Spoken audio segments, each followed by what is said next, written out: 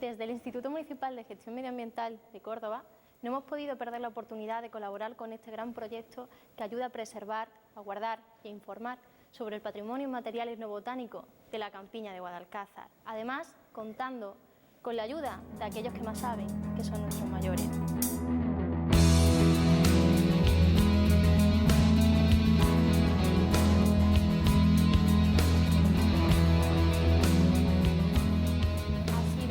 Es una gran oportunidad poder colaborar en este proyecto porque además permitirá que forme parte de esos archivos que ayudarán a educar y a cultivar a todas las nuevas generaciones que vengan sobre el patrimonio inmaterial etnobotánico que hablábamos antes.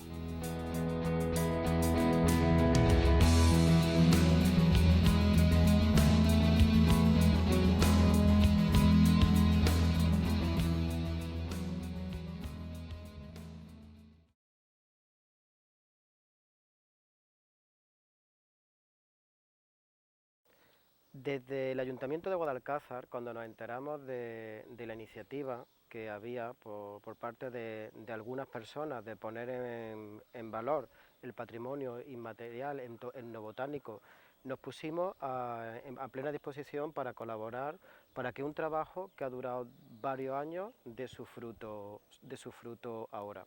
Yo creo que es un libro fundamental, que es un legado que dejamos. Yo creo que es fundamental porque yo mismo he tenido la oportunidad desde mi inicio, desde pequeño y de demás, al vivir con personas mayores, con mis abuelos, mis padres y demás, de cómo se recolectaban, cómo se hacían esos usos, tanto eran culinarios hasta incluso curativos. Entonces, en los tiempos que hoy estamos, que volvamos a recuperar y apostar por eso y que quede plasmado en un libro de estas características, es un gran orgullo, una satisfacción para mí como alcalde y para el ayuntamiento, lógicamente. Tengo que agradecer a todas las personas que han colaborado para que tenga el rigor científico que al final tiene el libro, porque desde que se basó en las entrevistas con los mayores y demás, y con lo que ellos eran capaces de aportar, hemos sabido o han sabido muy bien pues darle ese rigor necesario. Yo creo que se ha conseguido de verdad un ejemplar, un libro que formará parte de la historia de Guadalcázar, y no creo que en Guadalcázar, yo creo que en las manos que caiga este libro va a ser sumamente valorado. Tengo que agradecer al Instituto Municipal de Gestión Medioambiental de Córdoba su implicación y aportación en este libro.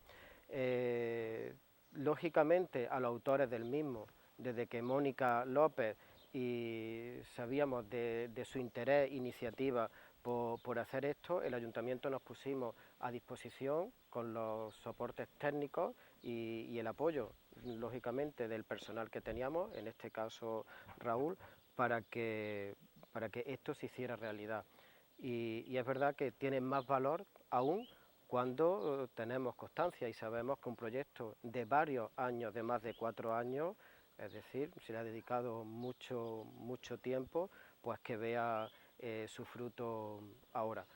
Es mi deseo de que de verdad se sepa valorar el contenido de este libro y que nos quede pues un legado para que personas que lógicamente desconocen todo lo que el libro aporta y que quedará pues para la posteridad.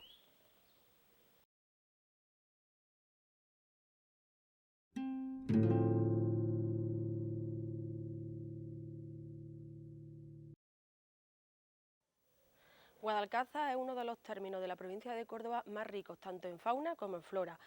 Todo ello hizo que hace 20 años, cuando vine a vivir a nuestro pueblo, me diera cuenta de que era muy importante intentar aunar de alguna manera todos estos conocimientos.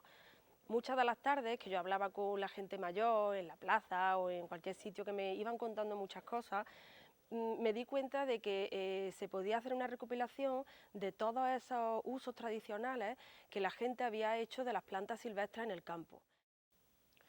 El libro, que lo hemos trabajado prácticamente durante 4 años, no ha sido un trabajo continuo. La fase emocionalmente más bonita y más dura muchas veces fue las entrevistas con la gente mayor.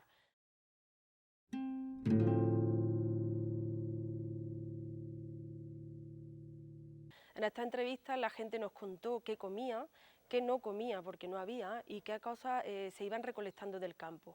Todo ello supuso para mí, como botánica y científica, un reto, porque yo de alguna manera tenía que traducir todo lo que me iban diciendo a un lenguaje coloquial sencillo y entendible para la mayoría de la gente. La forma de entrevistar a la gente que ha participado fue muy curiosa, porque había personas que las entrevistamos en el mismo campo, que yo creo que era donde ellos se sentían más cómodos y nos contaban más cosas, enseñándonos in situ algunas plantas que hemos recolectado, y luego a otras personas pues las entrevistamos quizás de una manera más seria en un despacho sentado. Entonces había datos súper interesantes y muchas veces no eran ni casi de las plantas. Frases como hoy día lavamos por capricho es una de las frases que a mí personalmente más me afectó, porque es verdad que me di cuenta de que ponemos lavadoras constantemente echando a los ríos continuamente detergentes. Y frases de ese tipo hay muchas, que las hemos intentado recopilar todas en este libro. Hemos hecho distintas perspectivas, de las cuales, bueno, yo primero he ido aprendiendo mucho a cómo ir recopilando incluso la manera de hacer las preguntas, ¿no? Porque con todo lo que han vivido, todo ese conocimiento está acumulado a través de experiencia y inevitablemente muchos de ellos pues se trasladaban a aquella época y contaban cosas que nada tienen que ver con el libro en sí, pero que es muy significativo, ¿no? Para localizar algunas plantas, claro, el nombre común con el que le conocen, yo me acuerdo de Juan, Caballito, la hierba del puao. Y claro, nosotros hemos puesto, en el libro aparece el pujaor, pero no sabemos realmente qué quería decir. En la entrevista muchas veces pues, nos interrumpían el perro de la casa o de pronto sonaba la lavadora y ya se quedaba con el ruido de fondo y no podíamos seguir grabando, o entre entrevista y entrevista cortaban patatas y se ponían a hacer un plato. La verdad que fue maravilloso, digamos, compartir estos momentos con algunas de las personas del pueblo. Por ejemplo, con Cristo Villa era muy gracioso porque ese hombre no se está quieto, tiene más de 80 años y esa criatura era imposible tomar un plano de su cara. Y hablaba sin parar de recoger manzanillas, no paraba de hacer cosas. En fin, también nos ha sorprendido la vitalidad con la que han vivido y viven. Dime, niña. Luego he seguido viendo que hay gente que sigue recolectando, pero en mucha menos cantidad de lo que contaban. Y hoy día, por ejemplo, también me da mucha pena que ellos hablan mucho de que recolectaban muchas plantas en las cunetas, de los caminos y de las carreterillas, y hoy día lo único que ves es veneno y fitosanitario en todas las cunetas, con lo cual están inservibles para la recolección de ninguna especie. Había zonas de la finca que le llamaban el ejido, que era lo que no se labraba, para que comiera el mulo, el cerdo, comía todo. Y entonces en esos sitios que no se labraban nació. Sé que te recordar, es que, yo no sé, es que el líquido no debe de existir, no debe de existir eso. Eso es lo que mata a la humanidad. Es que no nos damos cuenta de la vida. Las llamadas malas hierbas, hubo una época en la que no eran tan malas. De hecho, alguno lo puede contar a día de hoy gracias a ellas. Me alegro muchísimo de haber podido recopilar todos sus conocimientos sobre las plantas.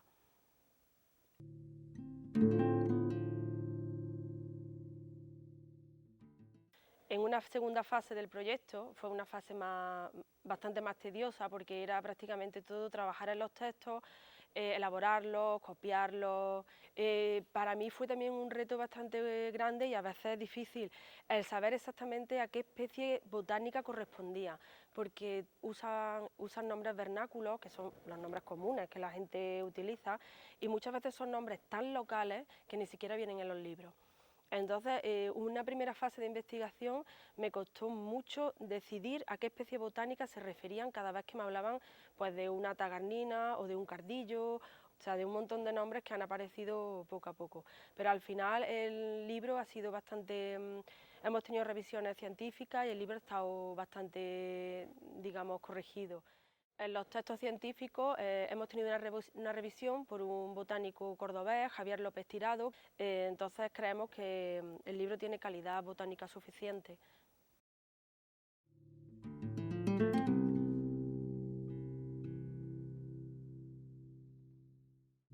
Hombre, gracias a mi formación, pues la verdad que sí que me ha resultado fácil encontrar, por ejemplo, los hábitats. Cuando ellos me hablaban que si estaban en la umbría, en los arroyos, en los canales, ellos me iban contando, y a nivel de localización en el campo, por ejemplo, ha sido un trabajo de mucha bota y de mucho barro, pero por ejemplo eso sí para nosotros ha sido fácil, porque el término es pequeñito y más o menos los cortijos, los arroyos, los sitios, ellos los tenían perfectamente localizados.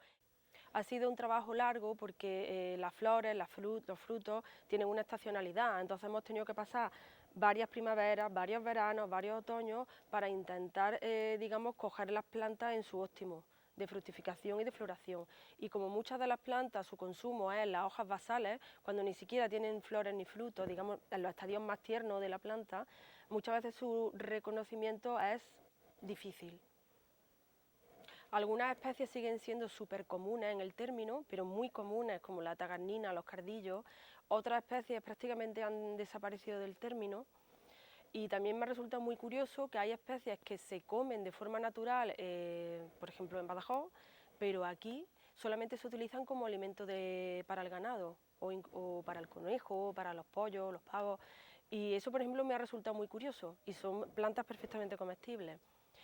Otra parte anecdótica, que es un poco triste, es como algunas plantas se están viendo afectadas por plagas, y en el caso de la chumbera no he conseguido localizar un único chumbo en condiciones, porque me ha pillado en la época en la que me tocaba fotografiar la chumbera por la estación en la que tocaba, que bueno, hay un hongo que ha afectado a prácticamente todas. Desde mi punto de vista, a la hora de la toma de imágenes, el trabajo de campo ha sido complicado por varias razones, ¿no? No es fácil tomar una foto de una planta cuando está rodeada de vegetación, hacer que en la fotografía esa planta sea identificada y sobre todo dentro de su contexto, ¿no? Que aparezca en el sitio en el que, y de la manera en la que uno se lo encuentra.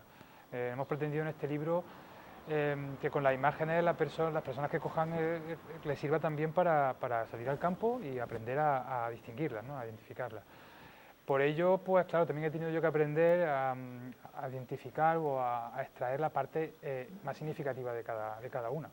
Hay plantas que para los que no somos botánicos cuesta mucho trabajo distinguir. El tema de los cardos, por ejemplo, o de algunas hojas basales, que son las que se utilizan en muchas de las recetas de cocina, hay pequeñas diferencias, que es curioso cómo precisamente las personas que recopilaban estas plantas hace 40 o 50 años las conocían perfectamente, pero para alguien que no está familiarizado, por ello la imagen he tratado de trasladar y de identificar esas peculiaridades que hacen que sea reconocible. Las fotos se han ido haciendo a lo largo de varios años, porque hemos tenido que vivir varias primaveras, porque no todas las primaveras son iguales, y incluso la luz cambia y hemos tenido que hacer fotografía en invierno, en verano, en fin, según qué especie hemos tenido que hacerlo en distintas épocas del año.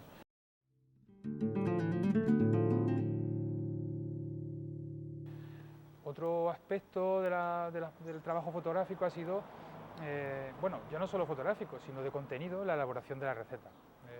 Nosotros, como buenamente hemos podido, hemos tratado en nuestras cocinas elaborar algo que se parezca un poco, que recuerde a lo que ellos mencionaban, ¿no?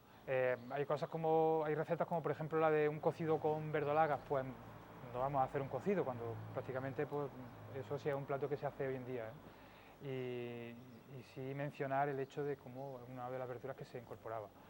Para otras, pues hemos elaborado el plato, hemos fotografiado el plato y bueno, hemos probado algunas de las cosas que yo en mi caso no había probado, la mayoría de las plantas que hemos trabajado en el libro, ¿no? Ahora recuerdo el sabor de las collejas, por Dios, eso no lo he probado yo nunca y fantástico. Entonces, esa parte la hemos disfrutado bastante y hemos aprendido un montón y esperamos que, bueno, pues con este libro más de uno se atreva a salir, a identificar las plantas, recogerlas y a cocinarlas.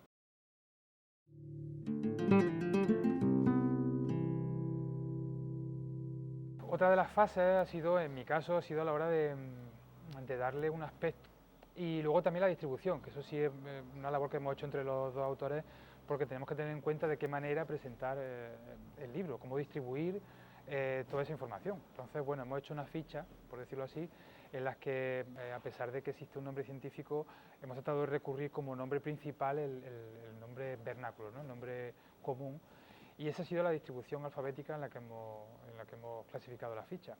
Hay una parte última en la que hemos hecho mención a ciertas especies, o bien que no han sido mencionadas o que no son per se plantas comestibles, como son, por ejemplo, la retama o la... Recuerdo que Antonio Espinosa nos mencionaba el uso para teñir de la malva, ¿no? que se teñían redes para cazar, o incluso plantas que no lo son, como en el caso de los champiñones, ¿no? Que eso sí que es algo que todavía a día de hoy se recoge, y aunque no se clasifican botánicamente como plantas, pero merecía la mención.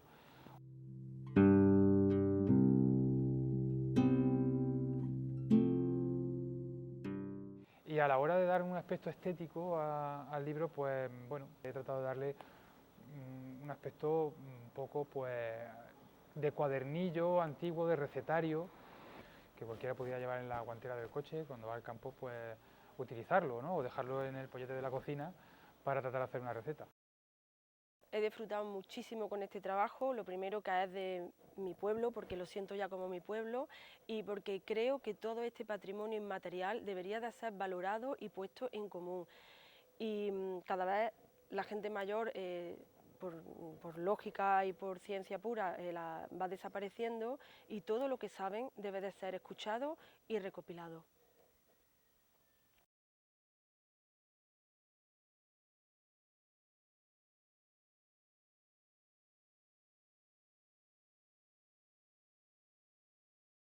Antonio Espinosa Garbe. Caridad Castro Gómez. Cristóbal. Pero a mí no me conocen por Cristóbal nadie aquí en el pueblo. Chova. ¿Sabes? Cristóbal, ¿qué más? Aguayo Otero. Inocencia Macías Ejido. José Lorente Ortiz. José Real Alcaraz. Juan Rodríguez Delgado. Mari Carmen Otero Amé. Manuel Magueño Contreras. Rodríguez Roma no es.